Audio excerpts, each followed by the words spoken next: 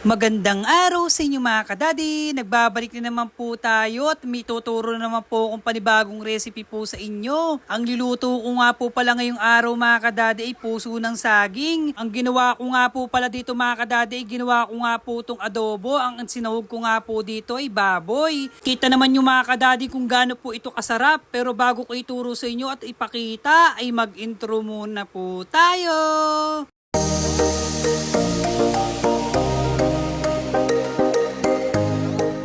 Wag na nga po tayo magpaligoy-ligoy pa. Dito na nga po tayo mga kadadi sa paggigisa. Ang inuuna ko pong ginawa dito mga kadadi, nagyayak lang tayo ng mantika at ilagay ko na nga po itong baboy. Hinalo-halo ko nga po ito mga kadadi hanggang sa mag-golden brown na katulad po ng ganito. At mga kadadi, ang gagawin po natin dito ay gigilid muna natin ang baboy at dito tayo maggigisa na. Ilagay na natin dito ang sibuyas bawang. Pagkahalo nga po ng sibuyas bawang natin ay haluin na po natin kasama po ang pork na ito. Pagka ganito na mga kadadi, ay isunod na po natin itong puso ng saging. Ilagay na nga po natin lahat yan. 2 puso ng saging nga po ang gamit ko rito. At syempre mga kadadi, hindi na tayo gagamit ng tubig dito. Syempre ang pampapakulo na natin ay ang huling piga ng ating coconut milk. At pagkatapos nga po natin paglagay ng ating coconut milk, ilagay na po natin itong 1 cup ng suka, 1 cup ng ating toyo. At saka po natin ito haluin para po masipsip ng ating puso ng saging ang ating mga lilagay tulad ng suka at toyo. At ito mga kadadi, pag kumulo na, itaktakan po natin ito ng paminta. At syempre, optional lang po ang paglalagay ng sili kung gusto po nyo. Kasi po ako po kasi mga kadadi at ang aking misis ay gusto po ng may sili. At syempre mga kadadi, sa paghahalo rin po ay may konting pag-iingat para po hindi po masyadong malusak ang puso ng saging natin. Pagka ganito na mga kadadi ay okay na po yan. Sobrang dali nga lang pong lutuin ito mga kadadi at sobrang sarap pa nga po.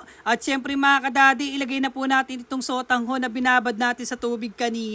At pagka ganyan na mga kadadi ay halu-haluin na po natin yan. At para maluto na rin po ang sotanghon natin. At syempre mga kadadi, pagkulungan na ito ay huli na po natin ilalagay ang unang piga ng ating coconut milk. Napakasarap na nga po niyan at napakalilamnam na nga po. Dito nga mga kadadi, inihintay ko na nga lang pong tumuyo ang ating mga lilagay na mga ingredients tulad ng suka, toyo at coconut milk. Masarap po kasi ito mga kadadi pagka tuyo. Subukan nyo po ito mga kadadi, siguradong mapapawaw po kayo sa sarap. Kaya mga kadadi, ihingi na nga rin po ako ng favor sa inyo. Comment yes naman po kung nagustuhan nyo ang video ito. Comment below naman po kung tagasang kayo para nalalaman namin kung saan umabot ang video ito. At pakipollow naman po ang ating account para po sa mga susunod na upload natin ay ma-update kayo. At napakasarap na nga na ito mga kadadi. Di ba po mga kadadi, sobrang dali nga lang pong lutuin at napakasarap nga po nito. At syempre kain na naman po at makakataob na naman po tayo ng kaldero nito. At syempre mga kadadi, lagi po tayo magpasalamat sa Diyos dahil po siya ang nagbibigay ng kalakasan at blessing sa atin sa araw-araw. Rin na po si Daddy Mike Kitchen. Hanggang dito na lang po na lagi nagsasabing mas piliin nyo pong laging masaya. Bye-bye po!